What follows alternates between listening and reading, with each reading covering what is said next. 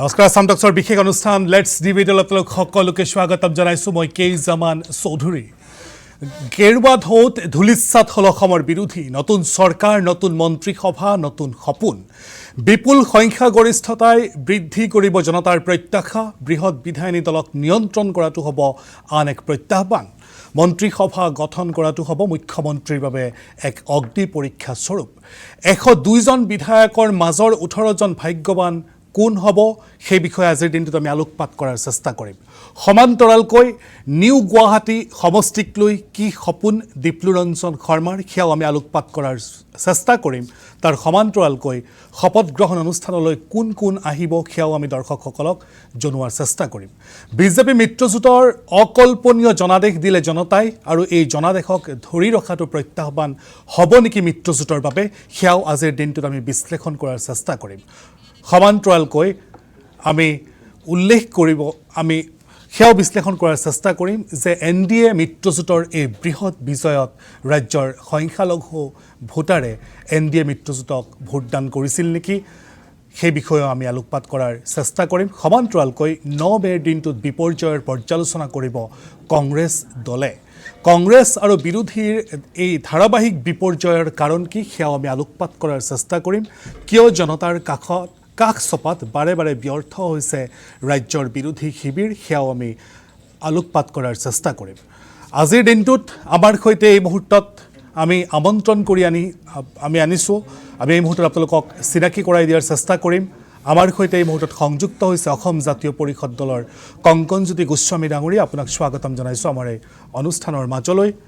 আমাৰ সৈতে ৰাইজৰ দলৰ মুস্তাফিজুৰ ৰহমান সংযুক্ত হৈছে আপোনাকো স্বাগতম জনাইছোঁ আমাৰ সৈতে খন্তেক সময় পিছতে বিজেপিৰ ত্ৰিদীপ মৰাণ সংযুক্ত হ'ব আমি ত্ৰিদীপ মৰাণক খন্তেক সময় পিছতে লগ পাম সমান্তৰালকৈ আমাৰ সৈতে সংযুক্ত হৈছে ৰাজনৈতিক বিশ্লেষক তথা অৱসৰপ্ৰাপ্ত ন্যায়াধীশ থানেশ্বৰ কলিতা ডাঙৰী আপোনাক এই মুহূৰ্তত স্বাগতম জনাইছোঁ দৰ্শকসকল আমাৰ সৈতে আজিৰ দিনটোত পোনপটীয়া সম্প্ৰচাৰণত সংযুক্ত হ'ব নিউ গুৱাহাটীৰ নৱনিৰ্বাচিত বিজেপি বিধায়ক দীপ্লুৰঞ্জন শৰ্মা আমি কিছু সময় পিছতে দীপ্লুৰঞ্জন শৰ্মাৰ সৈতে পোনপটীয়া সম্প্ৰচাৰণত সংযুক্ত হোৱাৰ চেষ্টা কৰিম আৰু আমাৰ সৈতে পোনপটীয়া সম্প্ৰচাৰণত সংযুক্ত হ'ব হাজো শুৱালকুছিৰ নৱনিৰ্বাচিত অসম গণ পৰিষদ দলৰ বিধায়ক প্ৰকাশ দাস ডাঙৰীয়া আমি দুয়োকে খন্তেক সময় পিছতে পোনপটীয়া সম্প্ৰচাৰণত আপোনালোকৰ সৈতে সংযুক্ত কৰোৱাম আৰু আপোনালোকক আমি দুয়োগৰাকীৰ সৈতে বাৰ্তালাপ কৰাৰ চেষ্টা কৰিম প্ৰথমেই আহিব বিচাৰিছোঁ থানেশ্বৰ কলিতা ডাঙৰী আপোনাৰ কাষলৈ অসমত নিৰ্বাচনী ফলাফল সকলোৰে সন্মুখত আৰু ৰাজ্যৰ এই নিৰ্বাচনী ফলাফলত কিদৰে বিৰোধী শিবিৰ থানবান হৈ পৰিছে বিপৰ্যয় দেখিবলৈ পোৱা গৈছে আৰু তাৰ বিপৰীতে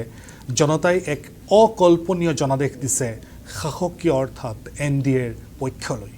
গতিকে এই সমগ্ৰ বিষয়টো আপুনি কিদৰে বিশ্লেষণ কৰিব বিৰোধীৰ এই বিপৰ্যয়ৰ আঁৰৰ কাৰণ কি হ'ব পাৰে চাওক 2026 চনৰ যি আমাৰ অসম এছেম্বলিৰ হয় নিৰ্বাচনৰ যিটো ৰিজাল্ট ফলাফল এইটো এটা প্ৰত্যাশিত ফলাফল বুলি মই ভাবোঁ প্ৰত্যাশিত ফলাফল এইটোৱে এইকাৰণে কৈছোঁ মই যে 2014 চনৰ পিছৰ পৰা ভাৰতীয় জনমানসত এনে এটা ঢৌ এটা সৃষ্টি হৈছে যে পৰম্পৰাগতভাৱে কংগ্ৰেছৰ যিটো শাসন চলি আছিলে ইমান দিনে প্ৰায় 1952 চনৰ পৰা প্ৰথম নিৰ্বাচনৰ ইতিহাসৰ পিছৰ পৰা যদি আজিলৈকে আমি লক্ষ্য কৰোঁ যে প্ৰায় 2014 পৰ্যন্ত যিটো এটা ধাৰা আছিলে নিৰ্বাচনী ধাৰা সেই ধাৰাৰ এটা গুণগত পৰিৱৰ্তন 2014 পৰা আমি লক্ষ্য কৰিছোঁ আৰু সেই 2014 পিছত লক্ষ্য কৰাৰ ধাৰাটো বৰ্তমান এতিয়া এটা তুংগত অৱস্থান কৰিছে আৰু এনেকুৱা এটা ধাৰা সৃষ্টি হৈছে যে এই ধাৰাটোৰ পৰা আমি অসমো কোনোপধ্যে বাহিৰত যাব নোৱাৰোঁ অসমো ইয়াৰ বিৰোধিতা কৰিব নোৱাৰে গতিকে সেই ফালৰ পৰাই যিটো দেখা যায় যে এইটো যিটো ইলেকশ্যনৰ ৰিজাল্ট এই ৰিজাল্টটো প্ৰত্যাশিতভাৱে মই ভাবোঁ অৱধাৰিত এইটো এটা ৰিজাল্ট আছিলে আৰু এইটো ৰিজাল্ট মই আজি নহয় আজি বহু দিনৰ পৰা কৈ আছিলোঁ যে এনেধৰণৰ এটা ৰিজাল্ট এটা হ'ব কিন্তু আমি ভবাতকৈ হয়তো 2% ৰিজাল্ট এটা বেছি হৈছে কিন্তু সেইটো হোৱাৰো কাৰণ নিশ্চয় আছে যে মানুহৰ যে এই ক্ষেত্ৰত বিৰোধী পক্ষৰ যিটো দুৰ্বলতা এই বিৰোধী পক্ষৰ দুৰ্বলতা বা তেওঁলোকৰ মাজত সমিলমিলতা আৰু তেওঁলোকৰ কোনো এটা ভিছন দিব পৰা নাই যে তেওঁলোকে কি কাম কৰিব যে কংগ্ৰেছ দলে যিখন মেনিফেষ্টো বনালে তেওঁলোকৰ মেনিফেষ্টোটো কি আছিলে যে বেচিক্যালি মেনিফেষ্টোটো আছিলে যে কেছ ট্ৰেনজেকশ্যন মেনিফেষ্টো কোনে কিমান দিব পাৰে তাত কোনো ধৰণৰ ভিছন নাই কেনেধৰণৰ কাম কৰিম বৰ অসমৰ নেতৃত্ব দিবলৈ গৈছে কাক লৈ বৰ অসম কৰিব এনেধৰণৰ কিছুমান কথা চিন্তা চৰ্চাৰ মাজত মানুহক এটা ধুৱলি কুঁৱলী অৱস্থালৈ প্ৰেৰণ কৰিলে যে যিটো কাম আজি 10 বছৰে কৰি আহিছে সেইটো কামৰ ওপৰত যদি আপুনি মাধমাৰ মাৰিবলৈ এটা নতুন কনচেপ্ট আনিব বিচাৰে সেই নতুন কনচেপ্টটো কিদৰে আপুনি বিকশিত কৰিব কিদৰে এজন মানুহক 50,000 টকা দিব বিধৱা পেঞ্চন দিব অমুক দিব তমুক দিব এনেধৰণৰ যিটো ৰোড মেপ সেইটো দেখুৱাত সম্পূৰ্ণৰূপে ব্যৰ্থ হৈছে কংগ্ৰেছ দল আৰু কংগ্ৰেছ দলৰ লগ লাগি যেটো আমাৰ জাতীয়তাবাদী শিবিৰ লগ লাগিলে যে কংগ্ৰেছ দলে কোনোদিনে জাতীয়তাবাদী শিবিৰৰ লগত মিল হ'ব নোৱাৰে কাৰণ কংগ্ৰেছৰ চৰিত্ৰটো হ'ল আজি প্ৰায় 60 বছৰে এটা প্ৰমাণিত হৈছে যে জাতীয়তাবাদী চৰিত্ৰৰ লগত কংগ্ৰেছৰ যিটো ৰাষ্ট্ৰীয়তাবাদ বা ৰাষ্ট্ৰৰ যিটো চৰিত্ৰ সেই চৰিত্ৰ কোনোপধ্যে নিমিলে গতিকে সেই ফালৰ পৰাই যে কংগ্ৰেছৰ লগত যেতিয়া অসম জাতীয় পৰিষদ নতুবা ৰাইজৰ দল মিহলি হৈ গ'ল তেতিয়া ৰাইজৰ দলৰ যিটো স্বকীয়তা আছিলে জাতীয় চিন্তা আছিলে ৰিজনেল যিটো ভাৱধাৰা আছিলে সেই ভাৱধাৰা সম্পূৰ্ণৰূপে ধ্বংস হৈ গ'ল ধ্বংস হৈ যোৱাৰ লগে লগে অজাপকো মানুহে ভাবিবলৈ ল'লে যে অজাপাও কোনো ৰিজনেল নতুবা আপোনাৰ আঞ্চলিকতাবাদী শিবিৰৰ পৰা অহা কোনো তেনেধৰণৰ দল নহয় গতিকে মানুহৰ মাজত এটা ধাৰণা এটা আহিল আৰু সেই ধাৰণা এনেধৰণে কাম কৰিলে যে তেওঁলোকো কংগ্ৰেছৰ ফালেই লৈ গুচি গ'ল যে কংগ্ৰেছৰ আজি যিটো দিবাকুল সেইটো দিবাকুল কংগ্ৰেছৰ লগত লগ লাগি চৰকাৰ গঠন কৰা দল দুটাৰো সেই অৱস্থা একে হ'ল গতিকে সেই ক্ষেত্ৰত আমি যদি চাওঁ মাননীয় ৰাহুল গান্ধী বিৰোধী পক্ষৰ নেতা হোৱাৰ পিছৰ পৰাই বা কংগ্ৰেছৰ সভাপতি হোৱাৰ পিছৰে পৰাই আজিলৈকে 3টা জেনেৰেল ইলেকশ্যন ভাৰতবৰ্ষত আৰু কমো বেছ প্ৰায় 80টা এনেধৰণৰ এছেম্বলি ইলেকশ্যন হাৰিলে গতিকে এই ইলেকশ্যন হাৰাটো কংগ্ৰেছৰ কাৰণে এতিয়া এটা অৱধাৰিত ৰূপে প্ৰকাশমান হৈছে আৰু গতিকে কংগ্ৰেছে যে হাৰিছে ইয়াত তেনেধৰণৰ কোনো ধৰণৰ অস্বাভাৱিকতা নাই আৰু লগতে এটা পেৰাচুট লেণ্ডিং কৰি যেনেকৈ কংগ্ৰেছে আমাৰ মিষ্টাৰ গৌৰৱ গগৈক ইয়াত আনিলে আনি সভাপতিৰ দায়িত্ব এটা দিলে তেওঁ সভাপতিৰ দায়িত্ব লৈ আচলতে অসমৰ মানুহৰ যিটো আৱেগিক চিন্তা চিনিব বিচাৰি মানে চিনাক্ত কৰিব লাগিছিলে কিন্তু সেইটো চিনাক্ত নকৰি তেওঁ ইলেকশ্যন কেম্পিংটো চলালে পুৰাদমে ছ'চিয়েল মিডিয়া মিটিং ৰেলী কৰি সৃষ্টি কৰিলে যে ৰেলীত মানুহে ভুল নাযায় বা ৰেলী কৰি বা ছ'চিয়েল মিডিয়াৰ যোগেদি ইলেকশ্যন জিতা নাযায় কাৰণ বুথ লেভেলত তেওঁলোকৰ ৱাৰ্কাৰ নাই বুথ লেভেলত কোনো ধৰণৰ সংগঠন নাই আজি সংগঠন বিধ্বস্ত হৈ গৈছে আৰু বিধ্বস্ত হোৱাৰ কাৰণে কংগ্ৰেছে এই ফলটো পাইছে গতিকে কংগ্ৰেছৰ এই যিটো ফল হৈছে লগতে জাতীয় পৰিষদ আৰু ৰাইজৰ দলৰ যিটো অৱস্থান সেই অৱস্থানটো সেই তালৈকে লৈ গৈছে যিটো কংগ্ৰেছৰ আজি এই দশা আৰু মই ভাবোঁ যে এনেধৰণে যদি চলি থাকে কংগ্ৰেছে যদি নিজকে আপোনাৰ মুখ মানে নিজকে মানে শুদ্ধ ৰূপত প্ৰতিষ্ঠা কৰিব নোখোজে বা নোৱাৰে তেতিয়াহ'লে এইটো ট্ৰেণ্ড মই ভাবোঁ আৰু 10 বছৰ 15 বছৰ ধৰি ঠিক আছে মই আকৌ আপোনাৰ কাষলৈ আহিম মই গোস্বামী ডাঙৰী আপোনাৰ কাষলৈ আহিব বিচাৰিছোঁ এই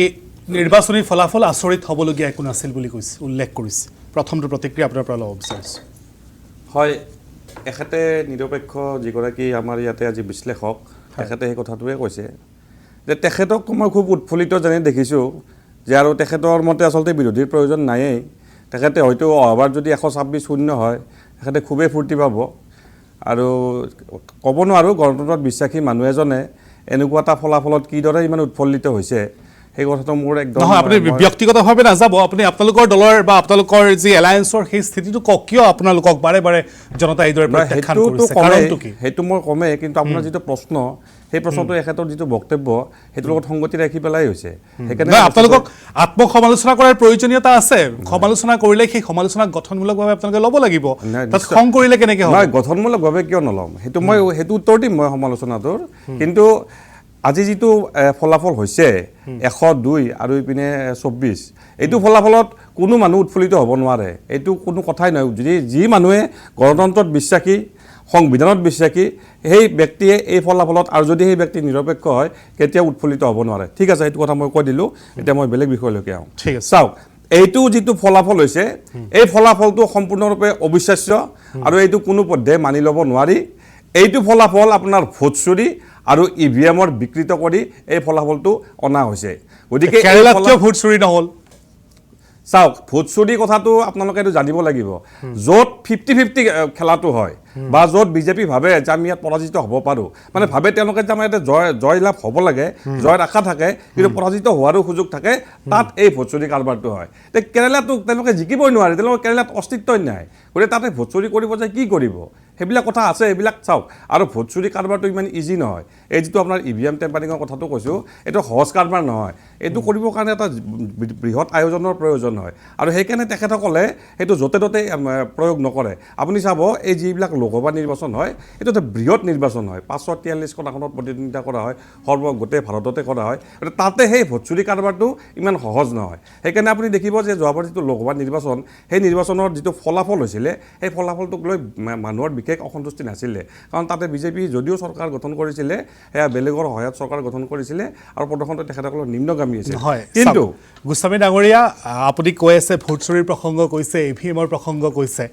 আপোনালোকৰ দলৰ এই শীৰ্ষ নেতা জগদীশ ভূঞা ডাঙৰীয়াই কালিৰ দিনটোত কি কৈছিল আৰু নিশ্চয় জ্ঞাত জগদীশ ভূঞা ডাঙৰীয়াই কৈছে যে আমি ইভিএমৰ ওপৰত দোষাৰোপ কৰিলে নহ'ব আমি আত্মসমালোচনা কৰাৰ প্ৰয়োজনীয়তা আছে আজিৰ দিনটোত তেখেতে কৈছে যে মোৰ কাণ আৰু চকু বাহিৰে মই মুখখন সম্পূৰ্ণৰূপে বন্ধ ৰাখিছোঁ আৰু কাণ আৰু চকুহে মই খোলা ৰাখিম এতিয়াৰ পৰা গতিকে আপোনালোকৰ দলৰ মানুহেই কৈছে শীৰ্ষ নেতৃত্বই কৈছে যে কেৱল ভোট চুৰি বা ইভিএমৰ ওপৰত দোষাৰোপ কৰিলে নহ'ব চাওক আপুনি যিটো জগদীশ ভূঞাৰ বক্তব্যৰ কথা কৈছে সেইটো সামাজিক মাধ্যমত দিয়া বক্তব্য সামাজিক মাধ্যমত দিয়া বক্তব্যটো আপুনি দলীয় স্থিতি বুলি ধৰি ল'ব নালাগে দলীয় স্থিতিটো আপোনাৰ প্ৰেছ মিটৰ জৰিয়তে হয় আৰু সেইটো বেলেগকৈ দিয়া সামাজিক মাধ্যমতো এটা ব্যক্তিগতভাৱে মানুহে এটা অ'পেন প্লেটফৰ্ম তাতে নিজৰ প্ৰতিক্ৰিয়া প্ৰকাশ কৰে কিন্তু মই আপোনাক কৈ দিওঁ সেইটো এতিয়া আমাৰ দলীয় স্থিতি নহয় দলীয় স্থিতি প্ৰকাশ কৰিব এই বিষয়ত আৰু তেখেতে ইভিএমৰ কথাত এইটো হয় এই কথাটো ঠিক যে ইভিএমক দোষাৰোপ দি আমি বহি থাকিব নালাগিব কাৰণ কিয় যদি ইভিএমৰ বিসংগতি নহয়ও তথাপিতো মানুহৰ পৰা ভোট ল'ব লাগিব গতিকে মানুহৰ ওচৰলৈকে যাব লাগিব গতিকে সেইটো বিষয় হয় সেইটো একেবাৰে স্পষ্ট বিষয় যে আমি মানুহৰ ওচৰত চাপিম আৰু তাৰ কাৰণে আমি ইতিমধ্যে ৰোডমেপ তৈয়াৰ কৰিছোঁ এই বিষয়ে যথেষ্ট আলোচনা বিলোচনা হ'ব এতিয়া যিহেতু নিৰ্বাচনটো হৈ গৈছে ফলাফলটো আপোনাৰ এতিয়া ইভিএম টেম্পাৰিঙেৰে হওক বা আন কিবা উপায়েৰে হওক সেইটোতো আমি মানি ল'ব লাগিব সেইটো যদিও আমি স্বীকাৰ কৰা নাই কিন্তু বস্তুটো মানি ল'ব লাগিব আৰু এনেকৈ আমি আগবাঢ়িব লাগিব গতিকে সেইটোৰ বিষয়ত আমি চিন্তা চৰ্চা কৰিম গতিকে এতিয়া দুটা ভাগ আছে এটাটো ইভিএমৰ বিসংগতি আৰু ভোট চুৰি আৰু আনটো যে বাকী কি আমাৰ দুৰ্বলতা থাকি গ'ল সেই কথাবিলাক আমি এতিয়া আলোচনা কৰিব লাগিব কিন্তু আপোনাক মই এইটো কথা কওঁ যে যদিও আপুনি চব কথা আলোচনা বিলোচনা কৰে কিন্তু যদি আপোনাৰ এই যিবিলাক অনিয়ম বা অন্যায় হয় এইবিলাক হ'লে আপুনি হাজাৰ কিবা কৰিলে আপুনি কৰিব নোৱাৰে এতিয়া মই আপোনাক কওঁ যে আমি ফলাফলটোত কিয় আচৰিত দিছোঁ যে এনেকুৱা নহয় যে আমি নিৰ্বাচনৰ সময়ত ঘৰত বহি আছিলোঁ আমিও গোটেই গাঁৱে নগৰে চহৰে পাহাৰে পৰ্বতে ভৈয়ামে ঘূৰিছোঁ আৰু মানুহৰ যি ক্ষোভ সেই ক্ষোভৰ আমি উমান পাইছোঁ মানুহৰ যি খং যি হতাশা সেয়া আমি উমান পাইছোঁ এতিয়া আমি ক'লোঁ হয় যে হয় বিজেপি চৰকাৰ গঠন কৰিব পাৰে আমাৰ সেইটো কোনো তাতে আচৰিত হ'বলগীয়া নাই তেখেতসকলে যদি 70খন আসন পায় আমি যদি 60খন পায় আমি ক'লোঁ যে ঠিক আছে প্ৰতিদ্বন্দ্বিতা হৈছিল আমি পৰাস্ত হৈছোঁ কিন্তু এইটো যিটো ফলাফল হৈছে 102খন আসন এইটো কোনো পধ্যে মানি ল'ব নোৱাৰি আৰু কিয় মানি ল'ব নোৱাৰি মই আপোনাক কওঁ চাওক প্ৰথমতে এইটো মুখ্যমন্ত্ৰীয়ে কৈছিল যে আমি 100 আসন পাম তাৰপিছত এক্সিট পলে কি ক'লে যে আমি এক্সিট পলে ক'লে যে 100খন আসন পাব ফলাফলত কি ওলাল 100খন আসনেই তেখেতসকলে পালে 102খন আসন পালে গতিকে এই গোটেই বস্তুটো মিলি গ'ল আৰু তাৰ লগত চাওক আৰু এটা কথা মুখ্যমন্ত্ৰীয়ে সেই কথাটো মই কৈ দিওঁ মুখ্যমন্ত্ৰীয়ে কৈছিল যে সংখ্যালঘু যিকেইটা আসন আছে সেই আসনৰ বাহিৰে বিৰোধীয়ে আন আসন নাপায় সেইটোও মিলি গ'ল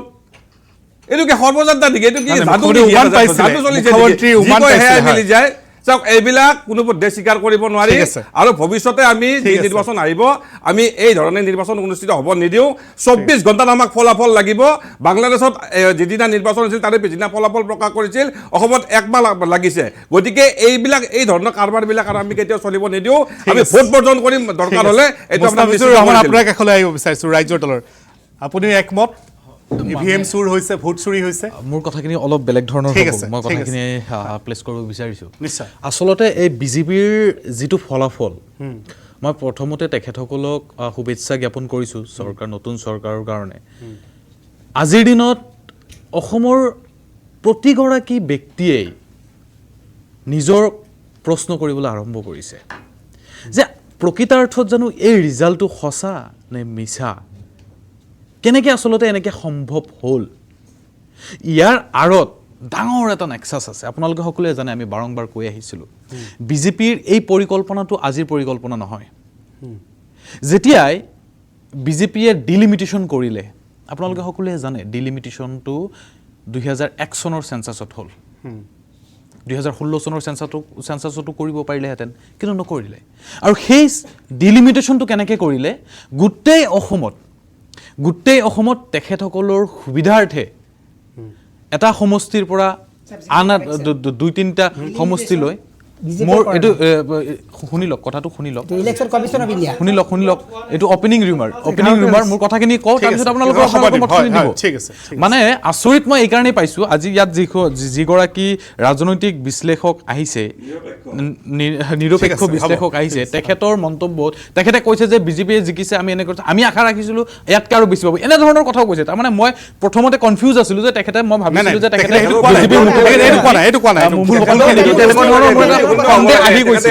আহি গৈছিল, তাৰপিছত গম পালোঁ যে তেখেতে এনেকুৱা ধৰণৰ। মোৰ কথাখিনি কমপ্লিট কৰিব দিয়ক। এই যে ডিলিমিটেশ্যনৰ হেৰিটো, ঠিক আছে, সেই ডিলিমিটেশ্যনত বিজেপিৰ যেনেকুৱা ধৰণৰ আচলতে মোৰ কথাখিনি কমপ্লিট কৰিব দিয়ক। কাজিয়া কিয় কৰি আছে, মোৰ কথাখিনি দিব দিয়ক। এই ডিলিমিটেশ্যন, তাৰপিছত এছাৰৰ বিসংগতি, সাম্প্ৰদায়িক মন্তব্য, উগ্ৰ ৰাষ্ট্ৰীয়তাবাদ, আৰু এই নামঘৰে বিজেপিয়ে যি পইচা দিয়া আৰম্ভ কৰিলে, এইবিলাক বিজেপিৰ নিৰ্বাচনী ষ্ট্ৰেটেজি আছিলে। আৰু এই গোটেইকেইটা ক্ষেত্ৰত তেখেতসকল সফল হৈছে। একেটা সময়তে এই যে আজিৰ দিনত ডিজিটেল ইণ্ডিয়া হ'ল, আমি বেলট পেপাৰ এৰি আমি ইভিএমত আহিলোঁ, ভাল কথা। সময় আমাৰ ছুটি হ'ব লাগে,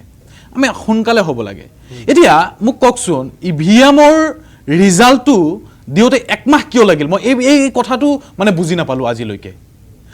ৰিজাল্ট দিওঁতে 24 ঘণ্টা বা 2 দিন বা 3 দিন লাগিব পাৰে, বৰ বেছি 3 দিন, কিন্তু তাতকৈ বেছি গৈ 1 মাহ লগালে। এই মাজৰ 1 মাহত কিয় লগালে, এই প্ৰশ্নটো মানে বিজেপিলৈ থাকিল বা ইলেকশ্যন কমিশ্যনলৈ থাকিল। এতিয়া তৃতীয়টো কথা হ'ল যে এইখিনি কথাত, গোটেইখিনি কথাত মানে আমাৰ প্ৰশ্ন উত্থাপন হৈছে যে আচলতে এই গোটেই ৰিজাল্টটোৰ আঁৰত সন্দেহৰ আৱৰ্তত আছে। আৰু অসমীয়া জনগণে, ঠিক আছে, মই আকৌ সময় দিম, মই ৰহমান ডাঙৰীয়া আকৌ সময় দিম। সমগ্ৰ ৰিজাল্টছটো সন্দেহৰ আৱৰ্তত আছে। আমাৰ সৈতে এই মুহূৰ্তত পোনপটীয়া সম্প্ৰচাৰত সংযুক্ত হৈছে হাজো শুৱালকুছিৰ নৱনিৰ্বাচিত অসম গণ পৰিষদ দলৰ বিধায়ক প্ৰকাশ দাস ডাঙৰীয়া। প্ৰকাশ দাস ডাঙৰীয়া, আমাৰ এই বিশেষ অনুষ্ঠানৰ মাজলৈ প্ৰথমে আপোনাক স্বাগতম জনাব বিচাৰিছোঁ। দাস ডাঙৰীয়াক মই বিচাৰিছোঁ এই মুহূৰ্তত ফুল স্ক্ৰীণত। দাস ডাঙৰীয়া, আপোনাক স্বাগতম জনাইছোঁ, আৰু সমান্তৰালকৈ আপোনাক প্ৰথমে মই শুভেচ্ছা আৰু অভিনন্দন জ্ঞাপন কৰিব বিচাৰিছোঁ। প্ৰকাশ দাস ডাঙৰীয়া।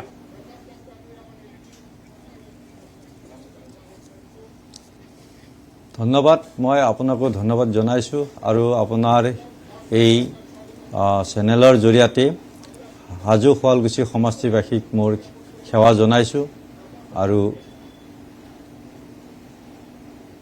হয়, কৈ যাওক, আমি শুনি আছোঁ। হয় দাস ডাঙৰীয়া, আমি শুনি আছোঁ। হাজো শুৱালকুছি সমষ্টিবাসীক মই সেৱা জনাইছোঁ, আৰু মোক যিসকলে জয়যুক্ত কৰাৰ ক্ষেত্ৰত ভোট প্ৰদান কৰিছে আৰু যিসকলে মোক ভোট প্ৰদান কৰাও নাই, সেই সকলোকো মই ধন্যবাদ জনাইছোঁ। আৰু সকলোৰে উন্নয়নৰ কাৰণে মই প্ৰচেষ্টা ল'ম, আৰু বিশেষভাৱে অসমৰ মাননীয় মুখ্যমন্ত্ৰী ডক্টৰ হিমন্ত বিশ্ব শৰ্মা দেৱক মই বিশেষভাৱে ধন্যবাদ জ্ঞাপন কৰিছোঁ। হাজো শুৱালকুছি সমষ্টিবাসীক বিশেষভাৱে ধন্যবাদ জনাইছোঁ। অসম গণ পৰিষদ দলৰ সভাপতি অতুল বৰা আৰু কাৰ্যকৰী সভাপতি কেশৱ মহন্ত ডাঙৰীয়া আৰু ভাৰতীয় জনতা পাৰ্টীৰ সভাপতি দিলীপ শইকীয়া সহিতে দুয়োটা দলৰ কাৰ্যকৰ্তাক মই মোৰ ফালৰ পৰা বিশেষভাৱে ধন্যবাদ জ্ঞাপন কৰিছোঁ। ভৱিষ্যত দিনত অসম আৰু অসম মাতৃৰ অসমীয়া মানুহৰ কাৰণে অসম মাতৃৰ কাৰণে সেৱা কৰি যাম আৰু তাৰ কাৰণে সকলোৰে সহযোগ মই কামনা কৰিছোঁ। ঠিক আছে, মই প্ৰকাশ দাস ডাঙৰীয়া আপোনাৰ পৰা এই মুহূৰ্তত জানিব বিচাৰিম, আপুনি যিহেতু এই মুহূৰ্তত নৱনিৰ্বাচিত এগৰাকী বিধায়ক হাজো শুৱালকুছি সমষ্টিৰ, তেনেস্থলত আপোনাৰ সমষ্টিক লৈ আপুনি কি কি পৰিকল্পনা এই মুহূৰ্তত কৰিছে, কিদৰে সমষ্টিৰ উন্নয়নমূলক কামসমূহ কৰিব, জনতাৰ যি আশা আকাংক্ষা, জনতাৰ যি প্ৰত্যাশা, তাত আপুনি কিদৰে উপনীত হ'ব? প্ৰকাশ দাস ডাঙৰীয়া।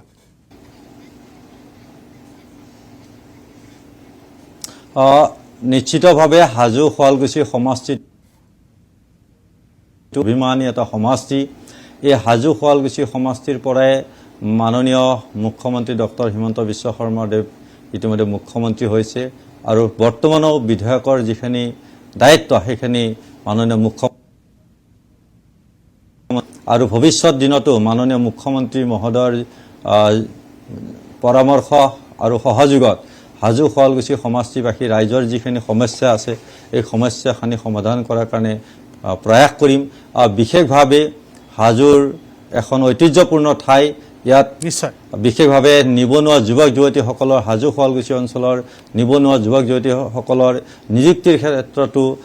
যথেষ্ট সম্ভাৱনা আছে ইয়াৰ পৰ্যটনস্থলী হিচাপে গঢ়ি তোলাৰ ক্ষেত্ৰত। কাৰণ হাজো শুৱালকুছি অতি ঐতিহ্যপূৰ্ণ, হাজোৰ হাজোৰ পিতল শিল্প, হয়গ্ৰীৱ মাধৱ মন্দিৰ, পঞ্চতীৰ্থ, পোৱামক্ক আৰু শুৱালকুছিৰ পাট কাপোৰৰ শিল্পকে ধৰি তাৰ সত্ৰসমূহৰ যি ঐতিহ্য, এটা অন্য ঠাইতকৈ এটা ব্যতিক্ৰম। ইয়াত যথেষ্টভাৱে আমি পৰ্যটনৰ স্থলী হিচাপে গঢ়ি তোলাত যথেষ্ট সম্ভাৱনা আছে। ভৱিষ্যত দিনত ইয়াক এটা উন্নত স্তৰৰ পৰ্যটন স্থলী হয়ে আৰু তাক এটা সুন্দৰ আন্তঃগাঁথনিৰে আগুৱাই নিয়াৰ কাৰণে প্ৰয়াস কৰিম। কাৰণ কিছু ক্ষেত্ৰত ইয়াৰ নিবনুৱা ক্ষেত্ৰত নিবনুৱাসকলৰ সংস্থাপনৰ ক্ষেত্ৰতো যথেষ্ট সহায় হ'ব। বিশেষভাৱে কৃষি আৰু আমাৰ যিটো মৎস্য উৎপাদন, এই ক্ষেত্ৰতো যথেষ্ট নিবনুৱাসকলক সকাহ দিয়াৰ কাৰণে প্ৰয়াস কৰিম। আৰু এটা বানপানী গৰাখহনীয়াৰ যিখিনি সমস্যা আছে, এতিয়া হাজোৰ বানপানী গৰাখহনীয়া বা ব্ৰহ্মপুত্ৰ নৈৰ গৰাখহনীয়া যথেষ্টভাৱে আমি কেতিয়াবা ৰূপ লয়, ভয়াৱহ ৰূপ লয়। সেইসমূহ নিশ্চিতভাৱে মাননীয় মুখ্যমন্ত্ৰী মহোদয়ৰ সহযোগত আমি তাত সমস্যাখিনি সমাধান কৰাৰ কাৰণে প্ৰচেষ্টা ল'ম। ইতিমধ্যে হাজোৰ মাজেৰে বৰলীয়া নৈ, ভৰাই তোলা জানৰ মাজেৰে বৰলীয়া নৈ যি বোৱাই দিছিলে, তাৰ দুই পাৰৰ মাথৰি নিৰ্মাণ কৰাৰ ক্ষেত্ৰত নিশ্চিতভাৱে আমি দায়িত্ব ল'বই লাগিব। কাৰণ ইয়াৰ এই নদীটোৰ যিটো সমস্যা, বানপানীৰ যিটো সমস্যা কৰে, তাৰ কাৰণে বহু হাজাৰ পৰিয়ালৰ, আজিও কৃষিজীৱী পৰিয়ালৰ যথেষ্ট ক্ষতি হয়, মৎস্য পালনৰ ক্ষেত্ৰত যথেষ্ট ক্ষতি হয়। এই দুই পাৰে বৰলীয়া নৈৰ দুই পাৰ নিৰ্মাণ কৰি তাক এটা সেই সমস্যাটো সমাধান কৰাৰ কাৰণে নিশ্চিতভাৱে প্ৰয়াস ল'ম। বিশেষভাৱে উন্নয়নৰ ক্ষেত্ৰত মাননীয় মুখ্যমন্ত্ৰী মহোদয়ে যথেষ্ট ব্যৱস্থা কৰিছে। পলাকবাৰী শুৱালকুছিৰ মাজৰ যি দলং নিৰ্মাণৰ ব্যৱস্থা কৰিছে, এই দলংখনৰ নামো ইতিমধ্যে প্ৰয়াত মুখ্যমন্ত্ৰী বিশ্ৰাম মেধিৰ নামত নামকৰণ কৰাৰ সিদ্ধান্ত ইতিমধ্যে ঘোষণা কৰিছে। আৰু বিশেষকৈ হাজো শুৱালকুছি সমষ্টিৰ ক্ৰীড়াৰ ক্ষেত্ৰত নতুনকৈ উঠি অহা প্ৰজন্মক ক্ৰীড়াৰ ক্ষেত্ৰত আগুৱাই নিয়াৰ কাৰণে ইতিমধ্যে তিনিখনকৈ শুৱালকুছি অঞ্চলত 2খন আৰু হাজো অঞ্চলত এখন সুন্দৰভাৱে ক্ৰীড়া প্ৰকল্প অৰ্থাৎ ভাল ষ্টেডিয়াম ইতিমধ্যে 3খনকৈ নিৰ্মাণ কৰিছে উন্নত মানৰ ব্যৱস্থাৰ জৰিয়তে। গতিকে নিশ্চিতভাৱে ভৱিষ্যত দিনত এই অঞ্চলৰ ভাল ক্ৰীড়াৰ ক্ষেত্ৰত ভাল নতুন প্ৰজন্মৰ যুৱক যুৱতী আগুৱাই যোৱাৰ ক্ষেত্ৰত যিখিনি সহায় কৰিব লাগে সেইখিনি সদায় মই সহযোগ কৰিম, বা এটা যি উদ্যোগ ল'ব লাগে ক্ৰীড়াৰ ক্ষেত্ৰত সেইখিনি লোৱাৰ কাৰণে মই প্ৰচেষ্টা ল'ম। আৰু তাৰ লগে লগে আমি এই অঞ্চলৰ চিকিৎসাৰ ক্ষেত্ৰতো যথেষ্ট কৰণীয় আছে। হাজো বিশ্ৰাম মেধি FRU যিখন হস্পিটেল, এই হস্পিটেলখনৰো 200 বেডলৈ উন্নীতকৰণ কৰি 200 বেডৰ এখন ভাল চিকিৎসালয় নিৰ্মাণ কৰাৰ নিশ্চয় প্ৰচেষ্টা ল'ম। ৰামদিয়াত এটা সুন্দৰ সাংস্কৃতিক প্ৰকল্প গঢ়ি তোলাৰ লগতে হালুগাঁৱত অভয় চৰণ চৌধুৰীৰ যিখন ষ্টেডিয়াম আছে, এই ষ্টেডিয়ামখনকো পূৰ্ণাংগ ৰূপত নিৰ্মাণ কৰি আমাৰ হাজো শুৱালকুছি অঞ্চলৰ যাতে ক্ৰীড়াৰ লগতে সাংস্কৃতিক দিশত যাতে সকলোখিনি সম্পূৰ্ণভাৱে আগুৱাই নিব পৰা যায়। ইতিমধ্যে বিশ্ৰাম মেধিৰ নামত অসম চৰকাৰে 1 কোটি টকা ইতিমধ্যে অনুমোদন প্ৰদান কৰিছে। আৰু কিছু পইচা দি বিশ্ৰাম মেধিৰ এই যিটো শিশু কল্যাণ ভৱন আছে, তাত আমি এটা কালচাৰেল সুন্দৰ এটা সাংস্কৃতিক প্ৰকল্প তাত নিৰ্মাণ কৰাৰ প্ৰয়াস কৰিম। কাৰণ নিশ্চিতভাৱে হাজো অঞ্চলৰ নতুন প্ৰজন্মৰ যুৱক যুৱতীৰ নিযুক্তি লগতে ক্ৰীড়া সাংস্কৃতিক দিশত আগুৱাই নিয়াৰ ক্ষেত্ৰত যিখিনি প্ৰচেষ্টা ল'ব লাগে সেইখিনি অসমৰ মাননীয় মুখ্যমন্ত্ৰী ডক্টৰ হিমন্ত বিশ্ব শৰ্মাদেৱৰ সহযোগত লোৱাৰ কাৰণে মই চেষ্টা কৰিম। আৰু এতিয়া বৰ্তমান যিটো হাজো আমিনগাঁৱৰ পৰা হাজো হৈ যিটো বৰপেটা যোৱা ৰাস্তা যথেষ্টভাৱে জৰাজীৰ্ণ এটা অৱস্থা হৈছে। এইখিনি এটা নিশ্চিতভাৱে আমাৰ চৰকাৰৰ শপত গ্ৰহণ কৰাৰ পিছত মাননীয় মুখ্যমন্ত্ৰীৰ লগত আলোচনা কৰি এই ৰাস্তাটোৰ সুন্দৰভাৱে সুচল কৰাৰ কাৰণে ব্যৱস্থা গ্ৰহণ কৰিম। হাজো শুৱালকুছি অঞ্চলৰ ৰাইজৰ সৰ্বাংগীন উন্নয়নৰ ক্ষেত্ৰত মোৰ যিখিনি মই কষ্ট কৰিব লাগে, যিখিনি মই সমৰ্পিত মনোভাৱেৰে কাম কৰিব লাগে, সকলোৰে সহযোগত মই কৰিম। আৰু হাজো অঞ্চলৰ বা শুৱালকুছি অঞ্চলৰ যিখিনি নিবনুৱা যুৱক যুৱতী আছে সকলোৰে যাতে এটা ভাল জীৱন এটা লাভ কৰিব পাৰে বা ভাল ধৰণে যাতে সামাজিকভাৱে মৰ্যাদাপূৰ্ণভাৱে জীয়াই থাকিব পাৰে তাৰ যিখিনি মই প্ৰচেষ্টা ল'ব লাগে মাননীয় মুখ্যমন্ত্ৰী মহোদয়ৰ সহযোগত ল'ম। আৰু সমগ্ৰ বিশেষকৈ অঞ্চলটোক উন্নয়নৰ দিশত আগুৱাই নিয়াৰ কাৰণে মই সকলো ধৰণৰ প্ৰচেষ্টা প্ৰকাশ দাস ডাঙৰীয়া আপোনাৰ বহু কেইটা পৰিকল্পনা আছে হাজোক লৈ, হয় মই চেষ্টা কৰি আগুৱাই যাম বুলি মই হাজো শুৱালকুছি সমষ্টিক মই হয় নিশ্চয়। প্ৰকাশ দাস ডাঙৰীয়া আপোনাৰ বহু কেইটা পৰিকল্পনা আছে আপোনাৰ সমষ্টিটোক লৈ। আমি আশা কৰিছোঁ যে আপোনাৰ পৰিকল্পনাসমূহ আপুনি বাস্তৱত ৰূপ দিয়াত সম্পূৰ্ণৰূপে আপুনি সক্ষম হওক, সফল হওক। কিন্তু মই এই মুহূৰ্তত মই উমান পাইছোঁ যে আপোনাৰ সময় যথেষ্ট কম, কিন্তু তাৰ পিছতো মই দুটামান প্ৰশ্ন আপোনাৰ পৰা এই মুহূৰ্তত জনাৰ চেষ্টা কৰিম অসমৰ দৰ্শকসকলৰ বাবে। আমি সকলোৱে জানো পাৰস্পৰিক বুজাবুজি বা মিউচুৱেল ট্ৰান্সফাৰৰ জৰিয়তে আপুনি বিজেপিৰ পৰা অসম গণ পৰিষদ দললৈ গৈছিল। আপুনি দীঘলীয়া সময় ছাত্ৰ সন্থাৰ সৈতে জড়িত আছিল। তাৰপিছত আপুনি বিজেপিৰ দৰে এটা ৰাষ্ট্ৰীয় দলত আছিল, যিটো দলে আপোনাক কিদৰে এটা দল চলাব লাগে, কিদৰে এটা দলৰ সংগঠন মজবুত কৰিব লাগে, সেয়া সকলো আপুনি বিজেপিৰ পৰা দীক্ষা লৈ এই মুহূৰ্তত অসম গণ পৰিষদ দলত যোগদান কৰিছে। তেনেস্থলত এগৰাকী বিধায়কৰ সমান্তৰালকৈ দলটোক আপোনাৰ অসম গণ পৰিষদ দলটোক কিদৰে অনাগত দিনত শক্তিশালী কৰিব পাৰি তাৰ ক্ষেত্ৰত আপুনি কি ব্যৱস্থা গ্ৰহণ কৰিব বা কি কি দিহা পৰামৰ্শ আগবঢ়াব প্ৰকাশ দাস ডাঙৰীয়া?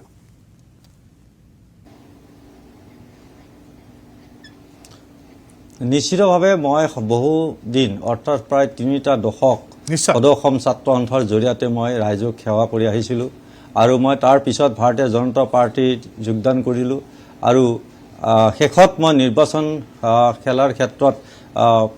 অসম গণ পৰিষদ দলৰ পৰা মই প্ৰাৰ্থিত্ব প্ৰদান কৰিলে। আচলতে অসম গণ পৰিষদ, ভাৰতীয় জনতা পাৰ্টী বা BPF বা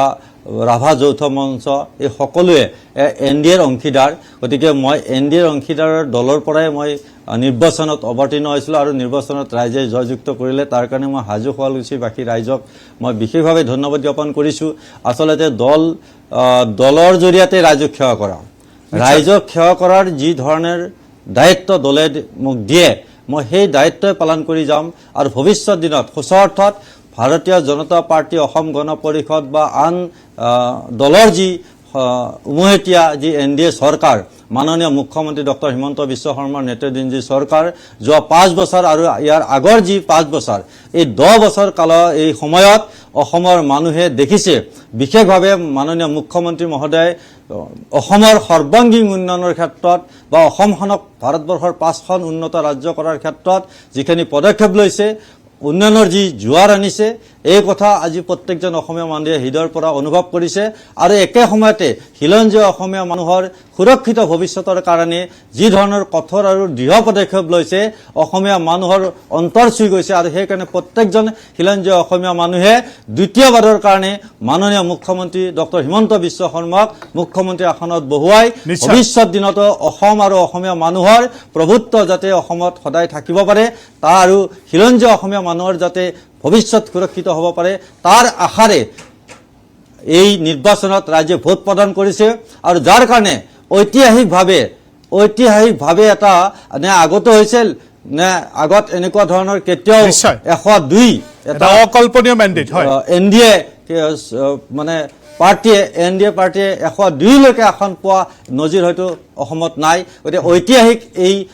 ৰিজাল্ট, এই ঐতিহাসিক ফলাফলে নিশ্চিতভাৱে আগন্তুক দিনত অসম আৰু অসমীয়াক সুৰক্ষিত কৰাৰ লগতে অসমখনক এখন উন্নত ৰাজ্য কৰাৰ ক্ষেত্ৰত সম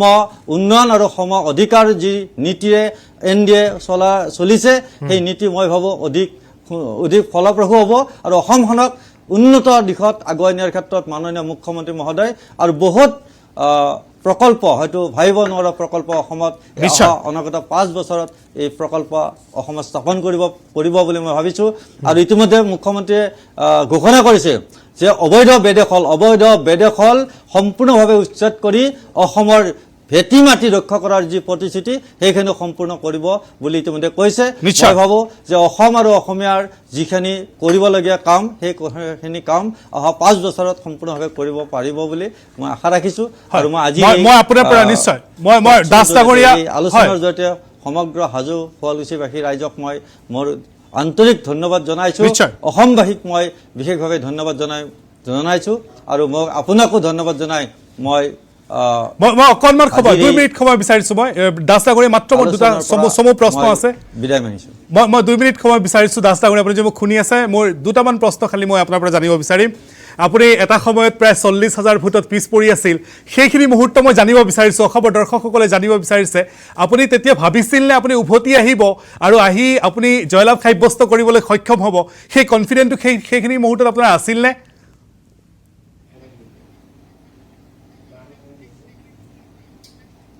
নিশ্চিতভাৱে হাজো শুৱালকুছি সমষ্টিৰ প্ৰায় মাইনৰিটি ভোটৰ প্ৰায় 71,864 প্ৰায় পোল হৈছিলে আৰু 77,000 ভোটৰ ভিতৰত 71,000 ভোটৰ ইয়াত পোল হৈছিলে। আৰু এটা কথা এই যে প্ৰায় 33,000 ভোটৰ ব্যৱধান যদি আগবাঢ়ি আছিলে, এইটো আচলতে সম্পূৰ্ণ মাইনৰিটি এৰিয়া আছিলে। কইনাদি, কলিতাকুছি, বৰ্ণি, বঙালপাৰা এই পঞ্চায়তসমূহত ভোট গণনা প্ৰথমতে হৈছিলে। ব্যৱধান বাঢ়াৰ পিছত যিহেতু হাজো শুৱালকুছি সমষ্টিত 22খন পঞ্চায়ত আছে, 22খন পঞ্চায়তৰ ভিতৰত 4খন পঞ্চায়তৰ যেতিয়া ভোট গণনা হৈছিলে সেই সময়ত নিশ্চিতভাৱে মাইনৰিটি ভোটো কিছু কম সংখ্যক পাইছোঁ। কোনোবা পঞ্চায়তত মই 28% পাইছোঁ, কোনোবা পঞ্চায়তত 17% পাইছোঁ, কোনোবা পঞ্চায়তত 18% পাইছোঁ আৰু তাতকৈও কম পাইছোঁ। কিন্তু মাইনৰিটিৰ ভোট অলপ পাইছোঁ, কিন্তু মাইনৰিটিৰ ভোট বেছিভাগ কংগ্ৰেছে লাভ কৰিছিল, যাৰ কাৰণে নেকি প্ৰথম ভাগত যি গণনা কৰিছিলে তাত বৃহৎ ব্যৱধান হৈছিলে। কিন্তু সেইটোক লৈ আমি ভয় খোৱা নাছিলোঁ, এইকাৰণে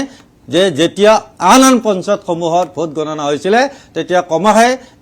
33ৰ পৰা 31ৰ পৰা ক্ৰমাহে কমি আহি এটা সময়ত আমি লিড কৰিছিলোঁ আৰু আমি জয় লাভ কৰিবলৈ সক্ষম হৈছোঁ। কাৰণ হাজো শুৱালকুছিবাসী ৰাইজে যথেষ্ট মৰম আৰু আশীৰ্বাদ দিছে আৰু সেইকাৰণে হাজোবাসী ৰাইজৰ মৰম আৰু আশীৰ্বাদৰ কাৰণে মই জয়যুক্ত হ'বলৈ সক্ষম হৈছোঁ। আৰু এই জয় মাননীয় মুখ্যমন্ত্ৰীৰ জয়, এই জয় হাজো শুৱালকুছি সমষ্টিবাসীৰ জয়। ধন্যবাদ জ্ঞাপন কৰিছোঁ প্ৰকাশ দাস ডাঙৰীয়া, আপুনি অত্যন্ত ব্যস্ততাপূৰ্ণ সময়ৰ মাজতো আমাক সময় দিয়াৰ বাবে আপোনাক ধন্যবাদ জ্ঞাপন কৰিছোঁ। এই মুহূৰ্তত দৰ্শকসকল আমাৰ সৈতে সংযুক্ত হৈছে নিউ গুৱাহাটীৰ নৱনিৰ্বাচিত বিজেপি বিধায়ক দীপ্লুৰঞ্জন শৰ্মা ডাঙৰীয়া। মই দীপ্লুৰঞ্জন শৰ্মা ডাঙৰীয়াৰ কাষলৈ এই মুহূৰ্তত যোৱাৰ চেষ্টা কৰিম। আমি এই মুহূৰ্তত সংযুক্ত হৈছোঁ নিউ গুৱাহাটীৰ নৱনিৰ্বাচিত বিজেপি বিধায়ক দীপ্লুৰঞ্জন শৰ্মাৰ সৈতে। দীপ্লুৰঞ্জন শৰ্মা ডাঙৰীয়া, প্ৰথমে আপোনাক স্বাগতম জনাইছোঁ আৰু নিৰ্বাচনৰ এই প্ৰচণ্ড বিজয়ৰ বাবে আপোনাক প্ৰথমে অভিনন্দন আৰু শুভেচ্ছা জ্ঞাপন কৰিব বিচাৰিছোঁ। শৰ্মা ডাঙৰীয়া, ধন্যবাদ। শৰ্মা ডাঙৰীয়া, মই আপোনাৰ পৰা জানিব বিচাৰিম গুৱাহাটীবাসীক লৈ এই মুহূৰ্তত কি নতুন সপোন আপুনি দেখিছে? আপোনাৰ সমষ্টিবাসীক লৈ, গুৱাহাটীখনক লৈ নতুন সপোন কি দেখিছে আপুনি এই মুহূৰ্তত?